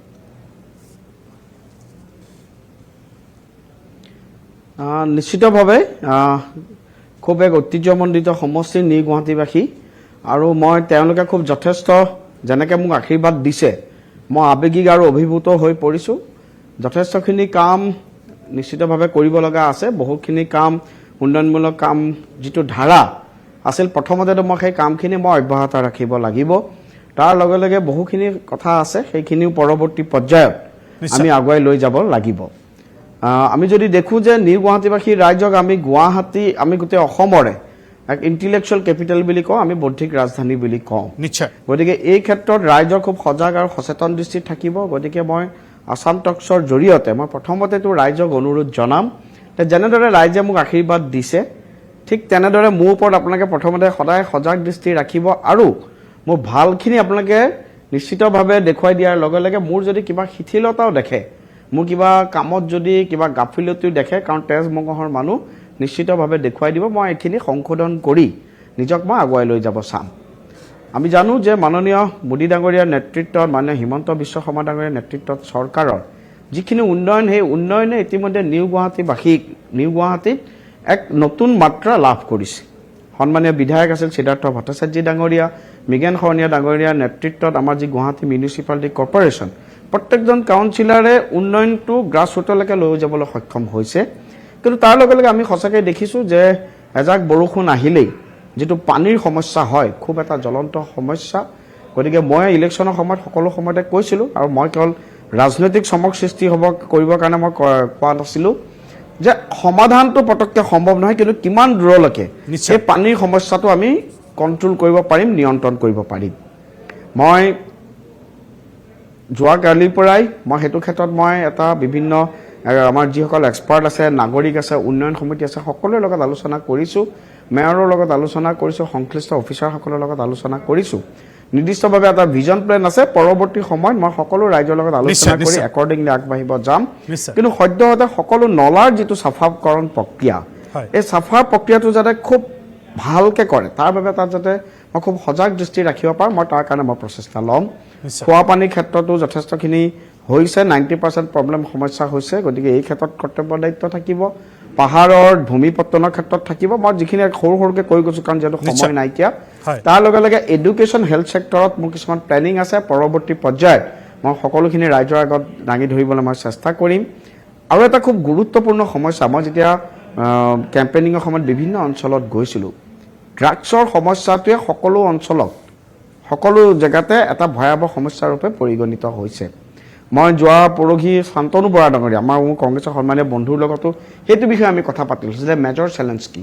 গতিকে এই ক্ষেত্ৰত যাতে খুব ষ্ট্ৰিক্ট এটা ভিজিলেন্ট ব্যৱস্থা কৰি পুলিচ প্ৰশাসনকো সতৰ্ক কৰি ৰাখি পেলাই সামাজিক দায়বদ্ধতাৰে কাম কৰিব পাৰোঁ তাৰ কাৰণে মই ব্যক্তিগতভাৱে মই চেষ্টা ল'ম নিশ্চয় শৰ্মা ডাঙৰীয়া মই আপুনি উল্লেখ কৰিলে গুৱাহাটীৰ কৃত্ৰিম বানৰ সমস্যা মই মুঠতে উল্লেখ কৰিব বিচাৰিছোঁ আপুনি কলিয়াবৰৰ সন্তান আৰু আমি গাঁৱৰ ল'ৰা বৰষুণ দিলে আপুনি স্বাভাৱিকতেই ভাল পায় বুলি আমি গম পাওঁ কিন্তু এতিয়াৰে পৰা গুৱাহাটীৰ যিহেতু কৃত্ৰিম বানৰ এই সমস্যা আপুনি উত্তৰাধিকাৰী সূত্ৰে গ্ৰহণ কৰিছে গতিকে এতিয়াৰে পৰা বৰষুণ দিলে আপুনি ভাল পাবনে নে আপোনাৰ চিন্তা আৰু বাঢ়িবই এতিয়াৰে পৰা নিশ্চিতভাৱে ব্যক্তিগত আগতে মই নিজে খুব বৰষুণ আৰু পাহাৰ ভাল পাওঁ এতিয়া বৰষুণ দিলে টেনশ্যন হয় কিন্তু নিশ্চিতভাৱে আমি এইটোতো কোনো ৰকেট সায়েন্স নহয় মাননীয় মুখ্যমন্ত্ৰী ডাঙৰীয়াৰ ভিজনাৰী এটা লিডাৰশ্বিপ আছে আৰু আমি প্ৰথম কথা মই ভাবোঁ যে আমি কিমান দূৰলৈকে আমি কৃত্ৰিম বানপানীটো কণ্ট্ৰোল কৰিব পাৰিম মই নিজেই 59 নম্বৰ ৱাৰ্ডত থাকোঁ আমাৰ সন্মুখত শিলশাকত এটা ডাঙৰ প্ৰজেক্টৰ কাম ইতিমধ্যে আৰম্ভ হৈছে গতিকে নলা নৰ্দমাসমূহ চাফা কৰি পেলাই ভৰলু বাহিনী নদীৰ পৰিষ্কাৰকৰণৰ জৰিয়তে প্ৰথম কথা যিখিনি কাম অনগোয়িং হৈ আছে সেই অনগোয়িং কামখিনি যাতে খুব ভালকৈ হয় তাৰ বাবে এটা সৰ্বাত্মক প্ৰচেষ্টা শ্ৰমিকে নিজৰ কাম ভালদৰে কৰিব লাগিব ডিপাৰ্টমেণ্টে নিজৰ কাম ভালদৰে কৰিব লাগিব ৰাইজেও সজাগ দৃষ্টি ল'ব লাগিব মই যোৱা কেইদিনমান আগতে মোক মাননীয় সাংসদ মহোদয়ে কৈছে যে 7 ডাম্পাৰ পলিথিন ওলাইছে নহ'লে হেৰিটো চাফা কৰোঁতে গতিকে সকলোৱে যদি নিজৰ নিজৰ ৰোল নিশ্চিতভাৱে প্লে কৰোঁ মোৰ প্ৰথম কথা এটাই দৃষ্টি থাকিব যে মনিটৰিংটো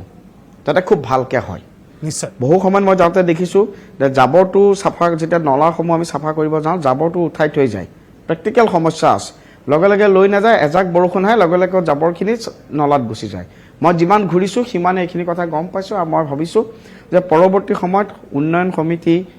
এই অঞ্চলৰ জ্যেষ্ঠ ব্যক্তিসকল নাগৰিকসকলৰ লগত কথা পাতি প্ৰশাসনৰ লগত কথা পাতি এটা হলিষ্টিক এপ্ৰ'চৰ জৰিয়তে আমি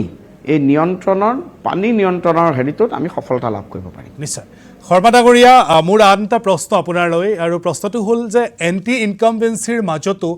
জনতাই আপোনালোকক এক অকল্পনীয় জনাদেশ দিলে এই মেণ্ডেট বা এই জনাদেশ লাভ কৰাটো যিমান কষ্টকৰ একেধৰণে কিন্তু এই মেণ্ডেটটোক ধৰি ৰখাটো সিমানেই কষ্টকৰ উদাহৰণ কিন্তু বহু দূৰলৈ আমি যাব নালাগে আমাৰ সন্মুখতেই সেই উদাহৰণ আছে এই ক্ষেত্ৰত কি ক'ব আপুনি মই পুৰা কোৱেশ্যনটো শুনা নাই কিন্তু মই যিটো বুজিছোঁ চাওক এণ্টি মই আকৌ অসমত ৰিপিট কৰিব এণ্টি বিচাৰিছোঁ ইনকামবেঞ্চি কেতিয়াও নাছিল মই আকৌ ৰিপিট কৰিব বিচাৰিছোঁ জনতাই যিটো আপোনালোকক অকল্পনীয় মেণ্ডেট দিলে জনাদেশ দিলে এই মেণ্ডেটটো লাভ কৰাটো যিমান কষ্টকৰ আছিল একেধৰণে কিন্তু এই মেণ্ডেটটোক ধৰি ৰখাটো সিমানেই কষ্টকৰ আৰু উদাহৰণ আমাৰ নিচেই কাষতেই আছে আমি বহু দূৰলৈকে যাব নালাগে তেনে ক্ষেত্ৰত আপুনি কি ক'ব প্ৰথম কথা ভাৰতীয় জনতা পাৰ্টিৰ যিটো সাংগঠনিক যিটো আমাৰ বিস্তাৰ নিশ্চয়। আমাৰ যিটো কেৰেক্টাৰ আপুনি চাওক প্ৰত্যেকবাৰ আমাৰ চিটৰ সংখ্যা বাঢ়ি আহিছে নিশ্চয় আৰু মই আপোনাক প্ৰতিশ্ৰুতি দিছোঁ আমি এনেকুৱাকৈ কাম কৰিম অহাবাৰলৈ যাতে এই চিটৰ সংখ্যা আমি 105লৈ বৃদ্ধি কৰিব পাৰোঁ মই দাদা পটককৈ 2 মিনিট কথা এটা কৈ লওঁ নিশ্চয় নিশ্চয় যে মাননীয় মোদী ডাঙৰীয়াৰ নেতৃত্বত কেন্দ্ৰীয় চৰকাৰ মাননীয় হিমন্ত বিশ্ব শৰ্মা ডাঙৰীয়াৰ নেতৃত্বত অসম চৰকাৰৰ যিমানখিনি কাম কাজ তাৰ লগে লগে আটাইতকৈ ডাঙৰ কথা আমাৰ দলৰ যিটো সাংগঠনিক শক্তিশালী যিটো আমাৰ অৰ্গেনাইজেশ্যন ষ্ট্ৰাকচাৰ ইমান শক্তিশালী 31,486 বুথ আছে অসমত আমি পৃষ্ঠা প্ৰমুখলৈকে আমি কৰিবলৈ আমি সক্ষম হৈছোঁ গতিকে চৰকাৰৰ কাম কাজ তাৰ লগে লগে সংগঠন বিস্তাৰ আৰু তাৰ লগে লগে আটাইতকৈ ডাঙৰ কথা দলৰ যি নীতি আৰু আদৰ্শ আমি জাতি মাতি ভেটি ৰক্ষাৰ কাৰণে অসমত আপোচহীন মনোভাৱেৰে আমি যি কাম কৰিছোঁ মোদীজীয়ে যিটো কথা কয় বিকাশ ভি বিৰাসত ভি অৰ্থাৎ উন্নয়নো হ'ব লাগিব তাৰ লগে লগে আমাৰ আইডেণ্টিটিৰ কাৰণেও আমাৰ জাতি মাতি ভেটি আমাৰ সংস্কৃতি ৰক্ষাৰ কাৰণেও কাম কৰিব লাগিব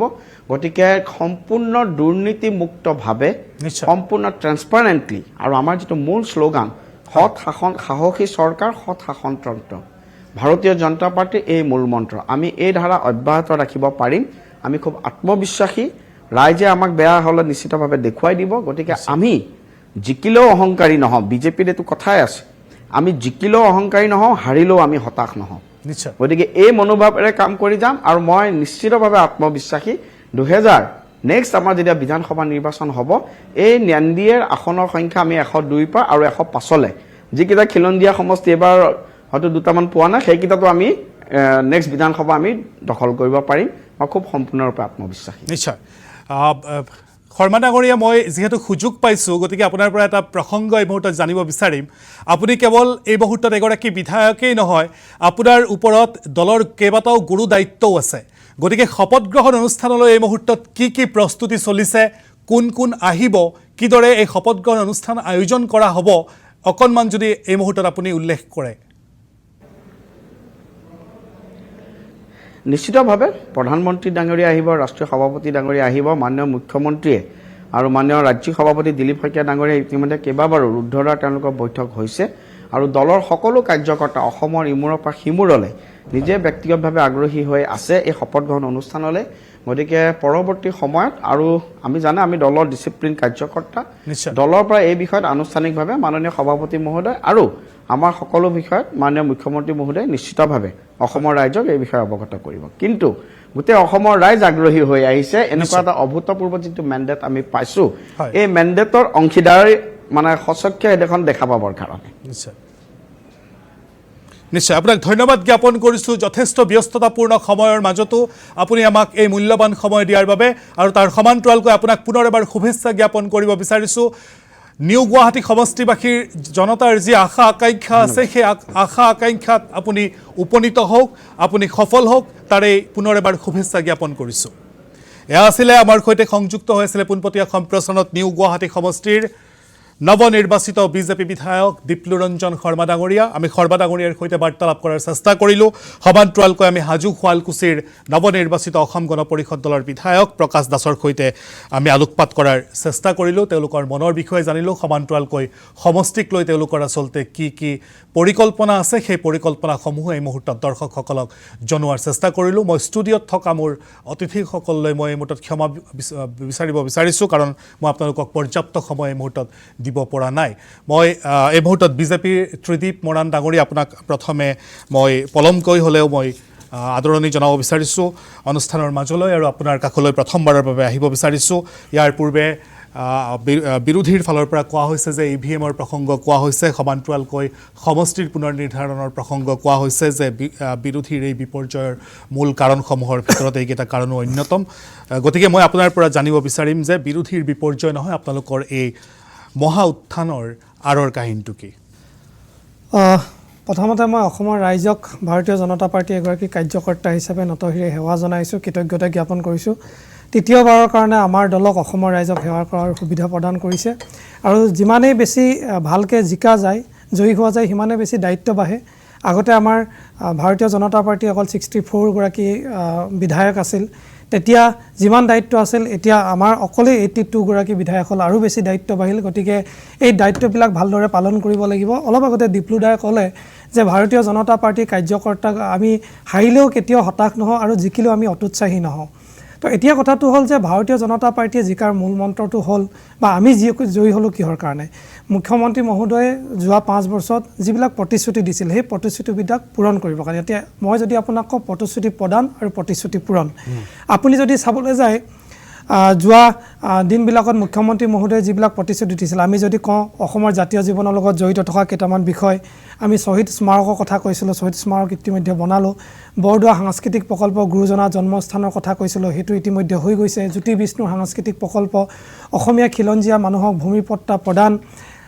তো এই কথাবিলাক অসমৰ জাতীয় জীৱনৰ লগত জড়িত অবৈধ বেদখলকাৰী উচ্ছেদ সত্ৰসমূহ অবৈধ বেদখলকাৰী কবলৰ পৰা মুক্ত কৰা এই কামসমূহে কোনোবা নহয় কোনোবা এখিত অসমীয়া মানুহৰ অন্তৰ জয় কৰিছে অসমীয়া মানুহে দেখিছে যে হয় বিজেপিয়ে এই কামখিনি ভাল কাম কৰিছে দ্বিতীয় কথা যদি মই আপোনাক ক'বলৈ যাওঁ নতুন প্ৰজন্মই ভাৰতীয় জনতা পাৰ্টীক ভোটদান কৰিছে কিহৰ কাৰণে যোৱাবাৰ মুখ্যমন্ত্ৰী মহোদয়ে 1 লাখ চাকৰি দিয়াৰ প্ৰতিশ্ৰুতি দিছিল এই চাকৰি 1 লাখ গৈ 1,60,000 হ'লগৈ এইবাৰ মুখ্যমন্ত্ৰী মহোদয়ে প্ৰতিশ্ৰুতি দিছে যে আমি 2 লাখ চাকৰি দিম এইখিনিতে মই এটা কথা আপোনাক এড কৰি দিওঁ আমাৰ নিৰ্বাচনী ইস্তাহাৰত ধুনীয়াকৈ লিখা আছে যে এইবাৰ আমাৰ চৰকাৰ আহিলে 2 লাখ আমি চাকৰি প্ৰদান কৰিম এইখিনিক আমি উচ্ছেদ কৰিম এইখিনি সংস্থাপন কৰিম আমি বানমুক্ত অসমৰ কথা কৈছোঁ উদ্যোগীকৰণৰ কথা কৈছোঁ আমি এই কথাবিলাক দি আজি অসমৰ জনগণৰ ওচৰলৈ গৈছোঁ জনতাই আমাক আশীৰ্বাদ দিছে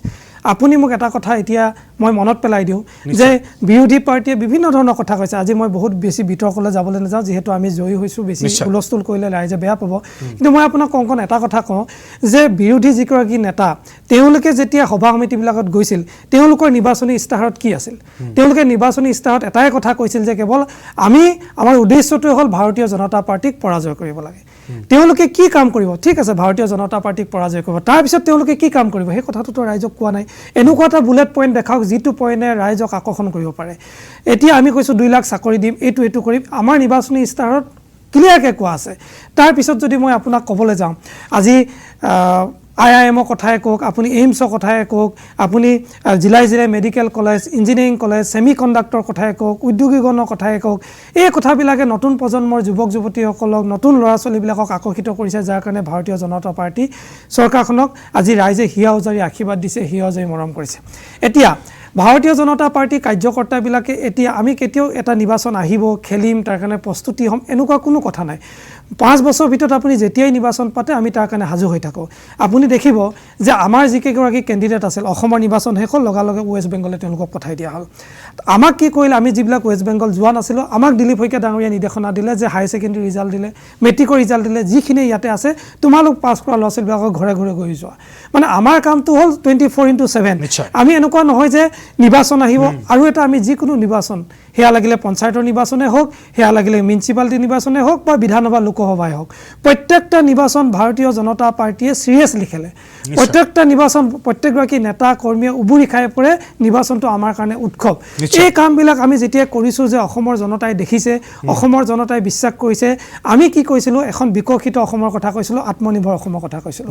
এতিয়া বিৰোধীয়ে গৌৰৱ গগৈ ডাঙৰীয়া বা লুৰিণজ্যোতি গগৈ ডাঙৰীয়া তেওঁলোকে কি কৈছিল অখিল গগৈ ডাঙৰীয়া কৈছিল নতুন বৰ অসম নিৰ্মাণৰ কথা কৈছিল আমিতো বৰ অসম বুলি ক'লে এখনেই বুজি পাওঁ চাওলুং চুকাফাই সকলো জাতি জনগোষ্ঠীক একত্ৰিত কৰি যিখন অসমৰ নিৰ্মাণ কৰিছিল আমিতো বৰ অসম বুলি ক'লে সেইখনেই জানো আকৌ নতুন বৰ অসমৰ কথা তেওঁলোকে যিখন কৈছে সেইখন মানুহে কি বুজিলে আৰু কাৰণ সেইখন অসমৰ কথাটো আমি সকলোৱে জানো নতুন বৰ অসমত কোন থাকিব গতিকে সেইকাৰণে মেণ্ডেটটো এনেকৈ আহিছে আৰু আমি যেতিয়া নিৰ্বাচন 6-7 মাহ আগতে কৈছিলোঁ কংকন যে আমি ভাৰতীয় জনতা পাৰ্টীয়ে 126টা সিটৰ ভিতৰত NDA আমি 103টা সিটত ফাইট দিম কেইটাত আমি জয়ী হওঁ নাজানো কিন্তু 103টা সিটত আমি ভালকৈ ফাইট দিম আৰু 23টা সিট আমি বিৰোধীক ভগাই দিছোঁ অজাপ কংগ্ৰেছ ৰাইজৰ দল AIDF আমি সকলোকে ভগাই দিছোঁ গতিকে সেই 30টা সিট তেওঁলোকে ভাগ কৰি ল'লে আৰু আমি 103টা সিটত যি ধৰণে খেলিম বুলি কৈছিলোঁ খেলিলোঁ ৰাইজে যি জনাদেশ দিলে তাক আমি মানি লৈছোঁ ঠিক আছে মই গোস্বামী ডাঙৰীয়া আপোনাৰ কাষলৈ আহিব বিচাৰিছোঁ বিজেপিয়ে কেৱল মুখেৰে নহয় হাতে কামেৰে লাগিছিলে হাতে কামেৰে কৰিছিলে যাৰ বাবে এই ফলাফল আজিৰ দিনটোত সন্মুখলৈ আহিছে আচ্ছা ফলাফলৰ কথাটো মই কৈছোঁ এতিয়া এখেতসকলে যিবিলাক কথা কৈছে উন্নয়নৰ যিবিলাক কথা কৈছে এইবিলাকৰ প্ৰত্যুত্তৰ ইতিমধ্যে বহুত দিছোঁ আৰু গতিকে এতিয়া সেইবিলাক কথা ক'লে এইটোৱে ক'ব যে আমি নিৰ্বাচনত জিকিছোঁ গতিকে আমাৰ কথাবিলাকে শুদ্ধ কিন্তু মই কিছুমান তথাপি সৰু সুৰা তথ্য মই ইয়াতে দি দিওঁ নিশ্চয় চাওক এখেতে কৈছে যে 1.5 লাখ চাকৰি দিছে 1.5 লাখ চাকৰি তেখেতসকলে দিছে কিন্তু মই তেখেতৰ গেটাৰ্থে এটা কথা জনাই দিওঁ যে অসম চৰকাৰৰ 4 লাখ অস্থায়ী কৰ্মচাৰী আছে আৰু সেই অস্থায়ী কৰ্মচাৰীক যোৱা 5 বছৰত প্ৰচণ্ড শোষণ আৰু বঞ্চনা কৰা হ'ল আপুনি যদি চাই আপোনালোকৰ অসুবিধাটো তাতেই আপোনালোকে জনতাৰ মাজলৈ এইসমূহ বাৰ্তা লৈ যাবলৈ আপোনালোক কেতিয়াও সক্ষম নহয় বা জনতাই আপোনালোকক বিশ্বাস নকৰে নে জনতাৰ মাজলৈ আপোনালোক যাব নোৱাৰে আপোনালোকে এইবিলাক মই মোৰ কথাবিলাক মানে কি ক'ম চাওক এতিয়া মোক আপুনি কওকচোন মই এজন অস্থায়ী কৰ্মচাৰী মই মোৰ প্ৰাপ্যৰ অধিকাৰ পোৱা নাই এইটো কথা মোক কি বিৰোধী এইবিলাক ক'ব লাগিব নেকি যে আপুনি আপোনাৰ প্ৰাপ্যৰ অধিকাৰ পোৱা নাই আপুনি মোক এই কথাটোৰ উত্তৰ দিয়কচোন কথাবিলাক শুনিলে অলপ মানে কথাবিলাক অলপ বেলেগ হৈ যায় আপুনি মোক এই কথাটো উত্তৰ দিয়ক আপোনাৰ যিটো দৰমহা সেইটো যদি ইনক্ৰিমেণ্ট নহয় সেইটো আপুনি বুজাব এই কথাটো বহুত শুনিছোঁ আপুনি কথাটো মোৰ প্ৰশ্নটো শুনক শুনি পেলাই আপুনি উত্তৰটো দিয়ক আপোনাৰ যিটো দৰমহা তাতে যিটো পইচা বাঢ়িব লাগে বছৰৰ শেষত সেইটো যদি নাবাঢ়ে সেই কথাটো বিৰোধী আপোনাক আহি পেলাই কৈ দিব লাগিব ঠিক আছে কৈ দিব লাগিব নেকি নাই ঠিক আছে মানে আপোনাৰ মতে অন্যায় হৈছে চৰকাৰে অন্যায় কৰিছে ডেফিনেটলি আৰু শুনক সেই অন্যায়টো কিয় জনতাৰ মাজলৈ সেই বাৰ্তাটো আপোনালোকে লৈ সেই বাৰ্তাটো জনতাৰ মাজলৈকে গৈছে চাওক মই এটা কথা কওঁ অসমৰ ৰাইজ মূৰ্খ আৰু বুৰ্বক নহয় যে বিৰোধী যে কথাটো ক'ব তেতিয়া তেখেতসকলে বুজিব এই কথাটো কয় অসমৰ মূৰ্খ নহয় কাৰণ মেণ্ডেট দিছে মেণ্ডেট সেই কথাটোৱেতো মই ক'লো মেণ্ডেট দিয়া নাই এইটো মেণ্ডেট ভোট চুৰি আৰু ভোট বিকৃতি আৰু ভোট চুৰিতে কৰা হৈছে আপোনাক মই কৈ আছোঁ আপোনালোকে এই কথাটো এতিয়া এই 5 বছৰ ক'বই আমাৰতো উপায় নাই যিহেতু নিৰ্বাচনটো হৈ গ'ল কিন্তু আপোনাক মই এই কথাটো ইয়াৰ পৰাই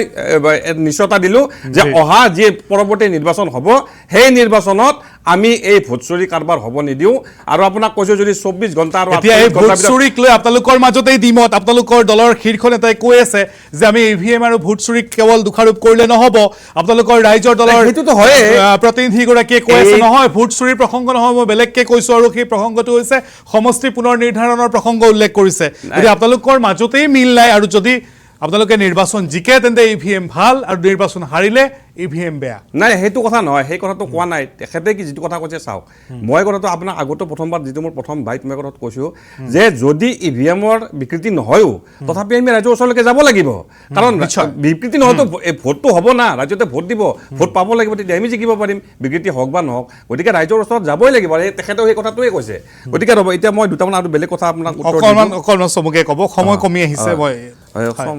এতিয়া মই আপোনাক কওঁ চাওক এতিয়া সংগঠন নোহোৱা কথাটো কৈছে এতিয়া আমাৰ এই নিৰপেক্ষ যিগৰাকী ইয়াতে বক্তা আছে তেখেতেও কথাটো কৈছে তেখেতৰ গেটাৰ্থে মই এটা প্ৰশ্ন কৰোঁ যে আপুনি জানে নে নাজানে যে যোৱা 5 বছৰত যি CSRৰ যি ধন ৰাজনৈতিক দললৈ আবণ্টন কৰা হয় তাৰ 90% যে অবৈধভাৱে বিজেপিয়ে আত্মসাৎ কৰিছে সেইটো আপুনি গম পায়নে বিজেপিৰ যে একাউণ্টত যে এতিয়া 10,000 কোটি টকা আছে আৰু বাকীবিলাকৰ একাউণ্টত যে পইচা নাই আপুনি কথাবিলাক গম পায়নে সেই কথাবিলাক অলপ উত্তৰ দিব। আৰু আপুনি কৈছে যে ডিলিমিটেশ্যন নিৰ্বাচন আয়োগে কৰিছে, কিন্তু আপুনি হয়তো নিৰ্বাচনী যিবিলাক সভা আমাৰ হিমন্ত বিশ্ব শৰ্মা ডাঙৰীয়া যিবিলাক নিৰ্বাচনী সভা তাতে শুনা নাই। তেখেতে তাতে ডিঙিৰ শিৰ ফুলাই কৈছে যে আমি সমষ্টি পুনৰ নিৰ্ধাৰণ কৰি জাতিক সুৰক্ষিত কৰিলোঁ। তে যদি নিৰ্বাচন আয়োগে সমষ্টি পুনৰ নিৰ্ধাৰণ কৰিছে, তে হিমন্ত বিশ্ব শৰ্মাই কিয় কৈ আছে যে সমষ্টি পুনৰ নিৰ্ধাৰণ কৰি আমি জাতিক সুৰক্ষিত কৰোঁ বুলি তেখেতে কিয় কৈ আছে? সেই কথাত আপুনি উত্তৰ দিব। আৰু এটা কথা মই কওঁ চাওক, আজি এই যে দীপ্লুৰঞ্জন শৰ্মাই যিবিলাক কথা ক'লে, আপুনি চাব এই কথাখিনি আজি 10 বছৰ আগতে যিজন এই নিউ গুৱাহাটী, তেতিয়া পূব গুৱাহাটী আছিল, নিউ গুৱাহাটীৰ যিগৰাকী বিধায়কে কৈছিল তাতে পুৰা ফটোষ্টেট কপি, একদম ফটোষ্টেট কপি। তেখেতেও সেই কথাটোৱে কৈছিল, কেনেকৈ কথাটো শুনি লওক, কৃত্ৰিম বান কেনেকৈ নিয়ন্ত্ৰণ কৰিব লাগিব, কি কৰিব লাগিব, সেই কথাখিনি একদম হুবহু আজি তেখেতে কৈছে। আৰু চাব অহা 5 বছৰৰ পাছত যেতিয়া আকৌ নিৰ্বাচন হ'ব, এইখিনি কথাই তেখেতে নিৰ্বাচনী সভাবিলাকত সেইকাৰণে মই কৈছোঁ তেখেতে সমস্যা একো সমাধান কৰিব পৰা নাই। আৰু প্ৰকাশ দাসে যিখিনি কথা কৈছে সেইখিনি কথাও নিৰ্বাচনী সভাত 10 বছৰ আগত সেইখিনি কথাই কৈছিল, সেই সমস্যাবিলাক একো সমাধান কৰিব নোৱাৰিলে। গতিকে সেইকাৰণে মই কৈছোঁ যে বিকৃতি আৰু ভোট চুৰি কৰা বুলি যে মই কৈছোঁ আপোনাক, সেইকাৰণে কৈছোঁ কাৰণ কোনো সমস্যা সমাধান কৰা নাই, কিন্তু তেখেতসকলৰ মেণ্ডেট বাঢ়ি যাই আছে। গতিকে এইটো কোনো পদ্ধতি মানি ল'ব নোৱাৰি, সম্পূৰ্ণৰূপে অবৈধভাৱে গোস্বামী ডাঙৰীয়া সময় কমি আহিছে, মই সময় থাকিলে মই আৰু অধিক দিলো হয় আপোনাক। মৰাণ ডাঙৰীয়া খুব চমুকৈ, মই দেৰিকৈ আহিছিলোঁ, দেৰিকৈ আহিছে, কিন্তু মই আপোনালোকৰ প্ৰতিনিধিক মই সময় দিছোঁ যথেষ্ট। দাদা আপুনি কংগ্ৰেছৰ নে জাতীয় পৰিষদৰ মই নাজানো, অসম জাতীয় পৰিষদৰ হয়। মোৰ নামটো ঠিক আছে, একো নাই। মই কংকন এটা কথা কওঁ, মই এখেতক দুখ দিবলৈ যোৱা নাই, কিন্তু মই নিজৰ কথা কৈছোঁ। আমাৰ যেতিয়া এটা নিৰ্বাচন হৈ যায়, তাৰপিছত পৰ্যালোচনা বৈঠক পাতে আমাৰ ৰাজ্যিক সভাপতিগৰাকীয়ে, যিবিলাক বুথত আমি হাৰিছোঁ আত্মমন্থন কৰে যে এই বুথটোত আমি কিহৰ কাৰণে হাৰিছোঁ। আমাৰ তাতে কি আছে, ষ্টাডি কৰা ডিপাৰ্টমেণ্ট আছে, যে কৈ ফাইণ্ড আউট কৰা যে কিহৰ কাৰণে মানুহে আমাক ভোটটো দিলে। মই যদি নাচিবলৈ নাজানো, মই কওঁ কংকন আপুনি ঢোলটো ভালকৈ বজাব জনা নাই হে, আপুনি যদি কওঁ কংকন আপুনি বিহুটো গাব জনা নাই, চোতালখন কিয় ইমান বেয়া নাচিব দিছে। তো গতিকে আমাৰ দুখটো তাতেই। আমি যেতিয়া কওঁ যে ঠিক আছে EVM যদি আমি হেক কৰিব আছিলে, তেতিয়াহ'লে আমি তামিলনাডুটো কৰিলোঁ হয়, তেতিয়াহ'লে আমি কেৰেলাটো কৰিলোঁ হয়, কৰ্ণাটকতো কৰিলোঁ হয়। গতিকে তাতোতো কৰা নাই, গতিকে নাচ নাজানে আংগন পেৰা বুলি কয়, এইবোৰ কৰিলে ৰাইজে অপমান হয়। সময় কমি আহিছে, চমুকে ক'ব। শুনিলে আপুনি বিতৰ্কটো শুনিলে? নাই, কথাটো হ'ল আপোনাৰ এই ৰাজনৈতিক বিতৰ্কৰ মাজত মোক যদিও নিৰপেক্ষ কথা কৈ আছে, যে ৰাজনৈতিক বিশ্লেষক হিচাপে মই সঁচা কথাটো ইয়াত তুলি ধৰিছোঁ। নিশ্চয় নিশ্চয়, ইয়াত নিৰপেক্ষ বা সাপেক্ষ তেনেধৰণৰ কোনো কথা থাকিব নোৱাৰে। যে বুদ্ধিজীৱীৰ কথাটো হ'ল যে বুদ্ধি না জীৱত কি যশ, যে তেওঁ সঁচা কথাটো যদি ক'ব খোজে তেওঁই বুদ্ধিজীৱী আচলতে অৰ্থত। যে কাৰ হকে গৈছে মোৰ তেনেধৰণৰ কোনো নিশ্চয় এই কথা তেনেকুৱা নাই। গতিকে এই ক্ষেত্ৰত যদি আমি চাওঁ, ডেম'ক্ৰেচিৰ কথাটো আমাৰ গোস্বামী ডাঙৰীয়া কৈছে যে ডেম'ক্ৰেচিত মানে বিৰোধী দল থাকিব লাগিব, যে democracy is a government, is a perverted form of the government বুলি স্বয়ং এৰিষ্টটলেই কৈছে। গতিকে 2+4+D system of Westminster system আমাৰ ইয়াত চলি আছে। এটা হেড কাউণ্টিং। ডেম'ক্ৰেচিৰ মতলব এইটো নহয় যে 50% বা 60%, 30% বা 40% বিৰোধী পক্ষৰ পৰা আহিব লাগিব। ঠিক আছে,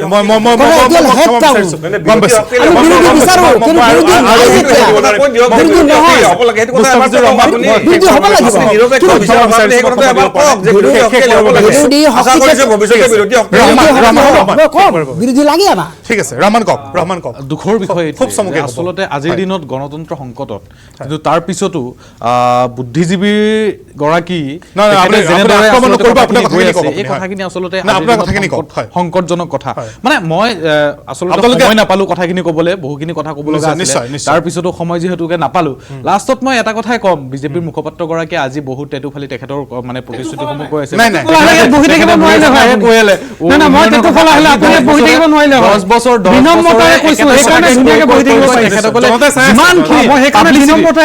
তেখেতসকলে কামত কম, গল্পত বেছি। আজিৰ দিনত মেণ্ডেট দিছে তেখেতসকলক মেণ্ডেট দিছে, সেইকাৰণে আজিৰ দিনত আমি স্বীকাৰ কৰিছো, আমিও আমাৰ ব্যৰ্থতাটো স্বীকাৰ কৰিলো, আমি আমাৰ ব্যৰ্থতা স্বীকাৰ কৰি আমি কথাখিনি কৈছো। কিন্তু এক মিনিট মোৰ কথাখিনি কমপ্লিট কৰিব দিয়ক, মই একো কোৱাই নাই, দুটা ৱাৰ্ড কৈছো। মানে কথাটো হ'ল যে আজিৰ দিনত ঠিক আছে, তেখেতসকলক শুভেচ্ছা জনাইছো, অহা 5 বছৰ তেখেতসকলে শাসন কৰিব। মোৰ তেখেতসকলৰ কেইটামান অনুৰোধ, এই যে সমস্যা নাই বুলি যে কৈ আছে, কেইটামান মানে স্পেচিফিকেলি কেইটামান, যে আজিৰ দিনত যে মূল্য বৃদ্ধিৰ যিটো হেৰি, এই মূল্য বৃদ্ধিটো যাতে তেখেতসকলে কমায়। এই মূল্য বৃদ্ধি কেৱল এইটোৱে নহয়, আৰু এই যে টেক্স